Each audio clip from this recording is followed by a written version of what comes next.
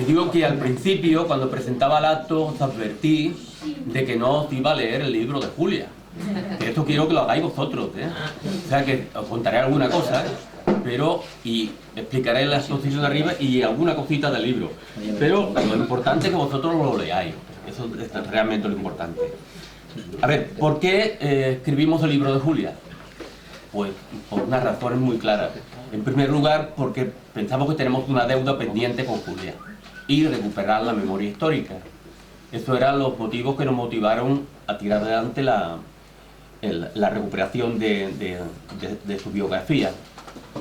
Otra cosa más que algunos me la han preguntado y otros se han fijado y no ha quedado con la duda. ¿Por qué he pintado yo un vestido azul en Julia?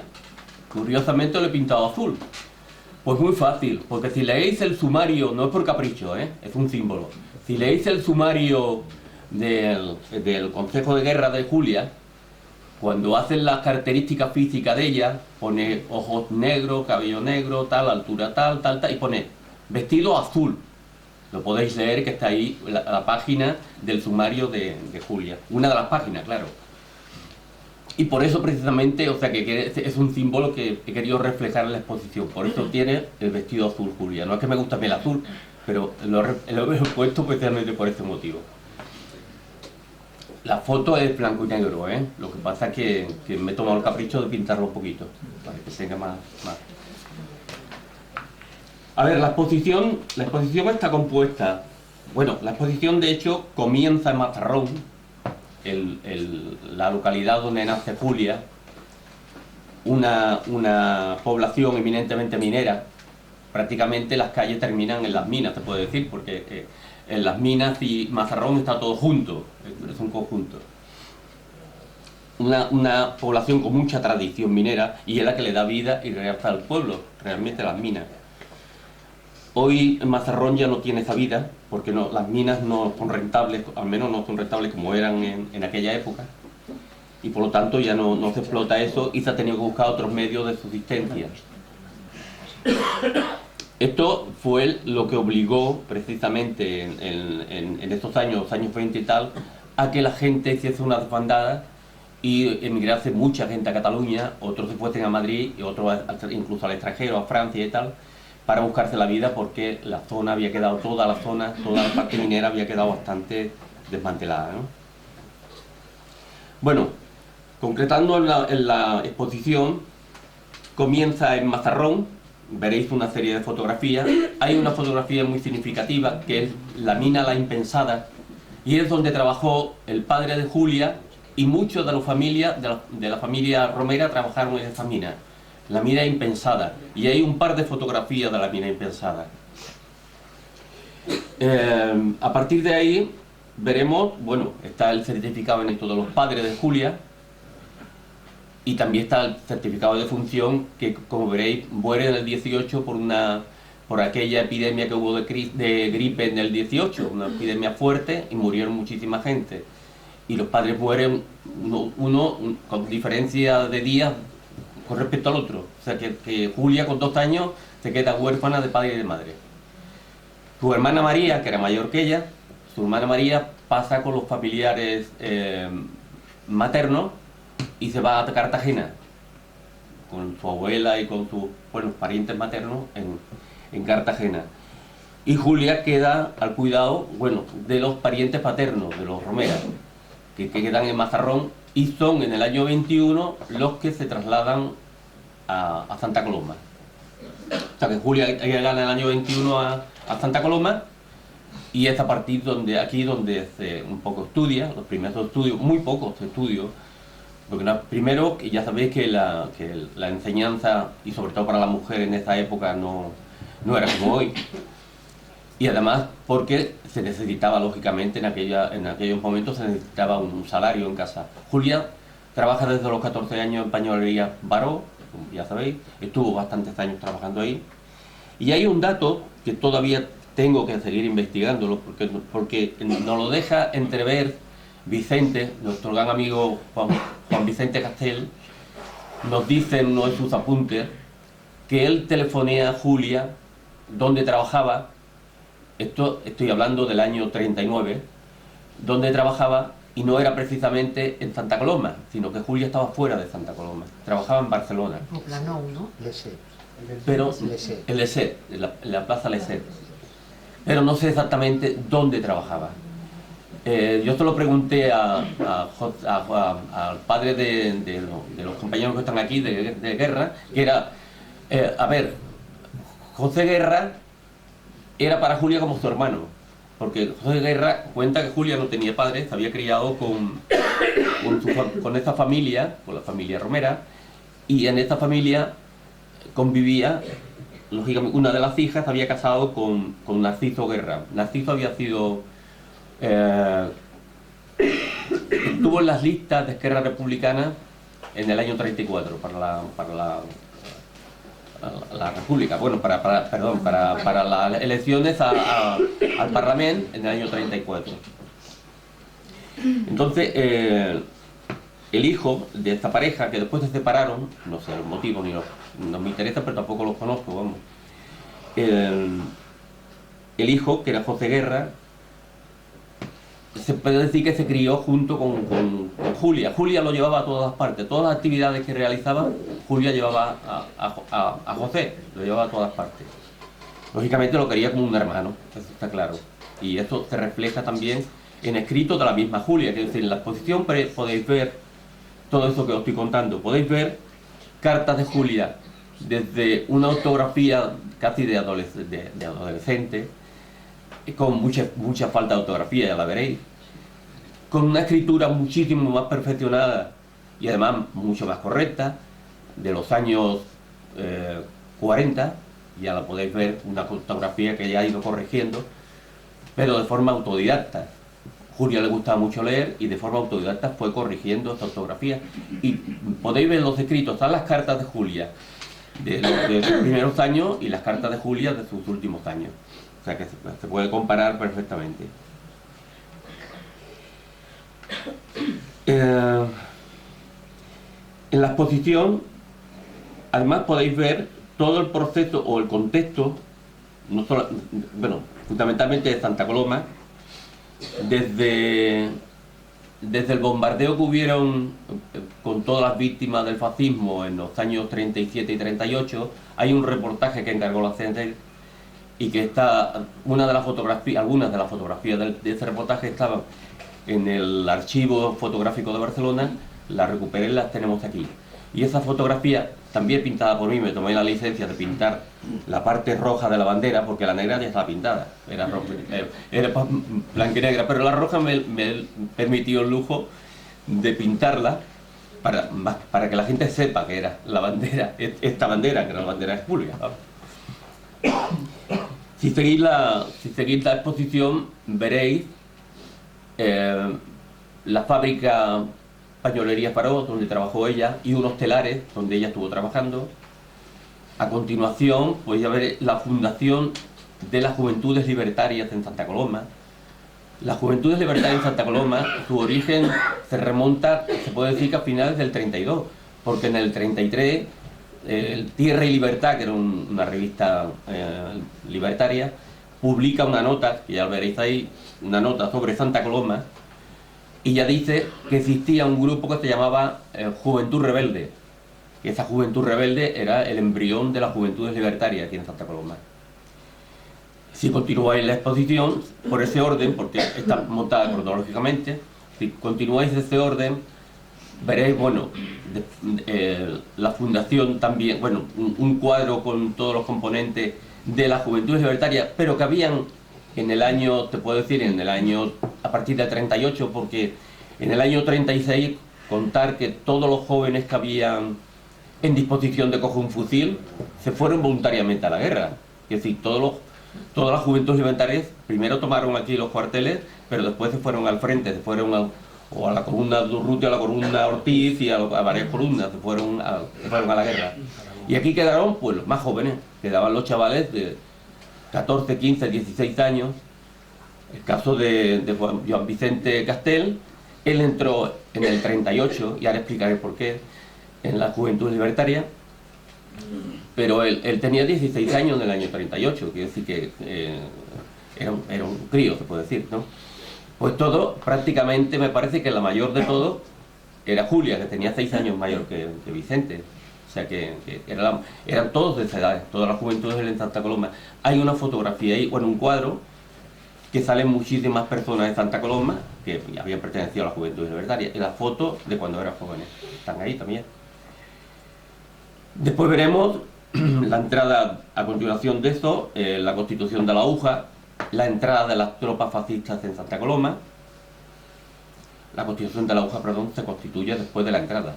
Cuando entran las tropas, entran el 27 de enero y en febrero ya se están los primeros contactos para constituir la UJA. La UJA es la primera organización de resistencia contra el fascismo que se crea, se puede decir, en toda España, porque todavía la guerra estaba en marcha. Es decir, aquí en Cataluña habían tomado el 27 de enero, pero es que en Madrid todavía se estaba combatiendo y en Levante también se estaba combatiendo todavía. Es decir, todavía la guerra continuaba. Pues aquí ya se constituye la UJA, la Unión de Juventudes Antifascistas. Y la constituye un grupo de jóvenes entre 15 y el más mayor de todos tenía 23 años. Es decir que algunos que habían vuelto del frente se incorporan, otros que todavía no se habían incorporado, en fin, y ahí se constituye este grupo. Esto en el 39, en febrero del 39. La detención de Julia, de Julia de 30 más, claro. Detienen a todo el grupo de jóvenes implicados, consejo de guerra sumarísimo, le acusan de tener armas, de todo. Creo que la única acción que hicieron fue repartir unos folletos que decía menos Franco, más pan blanco. Y después otro decía también menos generales y más jornales, o alguna cosa así. O sea, todos los eslogans o las tablillas que repartieran un poco eso. Lo hacían con una máquina de escribir y con papel de calcar, y picando muchísimas veces. Y esto es lo que repartían por ahí, estas eran las tablillas que repartían. Pero eran chavales de 15 años, ¿qué se puede esperar, no? El grupo embrión que se constituye, lógicamente, por confianza, eligen a Julia como tesorera del grupo. Julia, durante la etapa entre el 36 y el 39, fue secretaria de la Juventud Libertaria en Santa Coloma. Porque claro, como hubo la desbandada de los jóvenes que iban al frente, ella, que era un poco mayor, se queda al frente de la juventud. Y si continuamos la exposición, bueno, ya veremos las detenciones, el sumario del juicio. Ante esto tengo que decir, la detención de Julia es brutal porque le dan una de tortura enorme aquí en el cuartelillo de la Guardia Civil. Julia, cuentan que la sacan entre dos guardias civiles cogidas así porque no iba arrastrando los pies por el suelo. Durante el juicio habían llevado a rastras, se puede decir, en una camilla a uno de los detenidos, Fernando, no me acuerdo el apellido, bueno, uno de los detenidos, un chaval también joven, y le estaban dando maltrato a la salida, y Julia, incluso estaban todos encadenados, bueno, se puede decir, estaban esposados, y ella protesta porque le estaban haciendo esto, y no puede consentir que maltraten a este chaval. Y un guardia civil, pues, le da un saludo con el mosquetón. Continúa con Julia en prisión, y durante su estancia en prisión, sabemos que la cárcel de las Corts en Barcelona era una cárcel preparada para unos cientos de personas, 200, 300 personas, y habían 5.000 presas en aquel momento. Dormían, si leéis, porque ahí están además los manifiestos de las mismas presas. Dormían en el suelo una al lado de otra y no se podían mover, casi tenía que avisar una a la otra para darse la vuelta, porque dormían en el suelo. Algunas con la cabeza apoyada en el váter, y cuando una tenía necesidad tenía que apartar la cabeza para poder hacer sus necesidades. Estas eran las condiciones, con hijos, ¿no? Algunas con hijos. Estas eran las condiciones que tenían las cárceles de las Corts en el año 41, en el año 39, cuando Julia entra a la cárcel. Julia está entre el 39 y el 41 en la cárcel, está estos años. ella ya iba tocada, bien tocada por maltrato, pero es que en la cárcel tiene igualmente maltrato. Y en la cárcel, hasta que la familia de Julia no le lleva un colchón, pues ella había estado durmiendo en la tierra como durmieron todas, ¿no? Un colchón que se repartían entre todas y dormían entre todas. Y comían cuando le llevaban comida los parientes, lo poco que podían, porque también había escasez lógicamente, la gente que estaba pobre no tenía tampoco para comer. Bueno, pues así fue durando, y Julia, lógicamente, como ya sabéis, la cárcel estaba infectada de tuberculosis. Julia coge la tuberculosis en la cárcel, estaba muy baja de defensa, coge la tuberculosis en la cárcel, y Julia muere de tuberculosis de la cárcel el día 6 de septiembre de 1941. Todas las presas hacen una recogida de dinero entre todas para pagarle un entierro que como se merecía, ¿no? Y le pagan un entierro. Esa noche la vela su tía, la madre de José Guerra, y José Guerra, los dos velan a Julia esa noche. Y bueno, y están acompañados por las presas, por el resto de presas, ¿no? Una familia amiga de la familia Guerra le cede un nicho en Montjuïc para que puedan depositar los restos allá. También veréis en la exposición el lugar indicado en el cementerio donde está enterrado Julia. Digo, porque uno tiene curiosidad algún día de pasar por allí, no sé si estará. Está indicado también, y hay en el libro referencia del nicho, en la calle y todo. Quiero decir, el bloque, exactamente está toda la referencia en el libro de dónde está enterrada Julia. Esto es lo que vais a encontrar en la exposición. En cuanto a lo del libro, pues es más o menos la exposición, pero bueno, con muchos más detalles, más ampliada. Yo quería contar una anécdota muy cortita, porque no me quiero... a ver, en el año 38, Juan Vicente Castel, nuestro gran amigo Juan Vicente Castel, pues trabajaba en la fábrica Can Girona, que después la conoceréis todos por Macosa, estaba aquí en Pueblo Nuevo, fábrica Macosa. Él trabajaba allí, en Can Girona, y por la noche iba a estudiar a la escuela, al Clot, iba a estudiar al Clot. Allí en el Clot conoció a un destacado militante de la Juventud Libertaria de Santa Coloma que se llamaba Juan Vives. Este Juan Vives se hizo muy amigo de Vicente, y fue Vives quien lo trae al local de la Juventud desde aquí. Lo primero que encuentra Vicente cuando entra al local es a Julia, precisamente. Encuentra a Julia que estaba leyendo un libro. Ese libro es curioso, es un libro que había escrito Adrián van der, un neurópata holandés, y el libro es Guía del problema sexual. En aquella época, en los años 30, eso era, bueno, una revolución, ¿no? Te puedo decir. Un libro que hoy, que cualquiera que lo lea, bueno, parece un cómic más que otra cosa, pero bueno, en aquella época pues era un libro de importancia. El comentario que hacía Vicente en uno de sus escritos, porque no sé si lo llegó a publicar, pero en uno de sus escritos, Juan Vicente decía: una de las personas que más llegué a apreciar fue Julia Romera, una compañera admirable por su idealismo y dedicación, con la cual, a pesar de 6 años mayor que yo, me unía una gran amistad. Y eso es cierto. Cuando Vicente encuentra a Julia aquí en el local, pues realmente siento una simpatía especial por ella, por el carácter de Julia, un carácter muy abierto, porque podía hablar de cualquier tema con ella, porque era muy comunicativa, podía hablar de cualquier tema, y se llegan a hacer grandes amigos. Se ve que una noche, en enero del 39, se ve que estaban mirando sobre todo las luces antiaéreas, porque sabéis que fue bombardeada Santa Coloma durante los años del 37 al 39, fue bombardeada Santa Coloma varias veces. Pues estaban mirando las luces, y se ve que Julia le hizo un comentario, dijo: si la situación empeora, llámame que me voy contigo al extranjero, me voy contigo a Francia. Y entonces quedaron en eso, se ve que fue un acuerdo. Esto me lo contó en persona Vicente, y aparte lo dejó también escrito en alguna de sus memorias. Lo dejó escrito en una de sus memorias. Sí que es cierto que cuando llega el 27 de enero, Vicente hace gestiones para localizar a Julia y no la puede localizar. Él dice que le llamó al trabajo y no contestó a nadie. Es posible porque en esta fecha también la gente habría huido y los teléfonos estarían abandonados, lo que fuese. La cuestión está que no puede contactar con Julia. Y Vicente se marcha con un compañero de Can Girona y con Conchita Prior, que era una chica de Juventud Libertaria de Santa Coloma.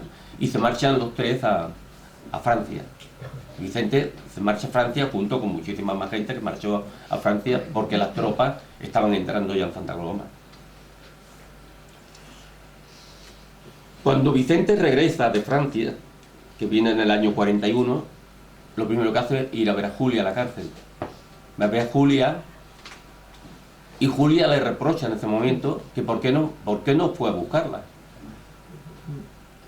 Esta versión queda un poco en el aire porque yo lo comenté con José Guerra y José Guerra me dice no, porque Julia podía haber ido con su familia. La familia de Julia se fueron todos a Francia, excepto su abuela María y su tía y tal. Los demás se fueron todos a Francia. Julia se podía haber ido con ellos tranquilamente a Francia. Dice, Julia se quedó al cuidado de su abuela.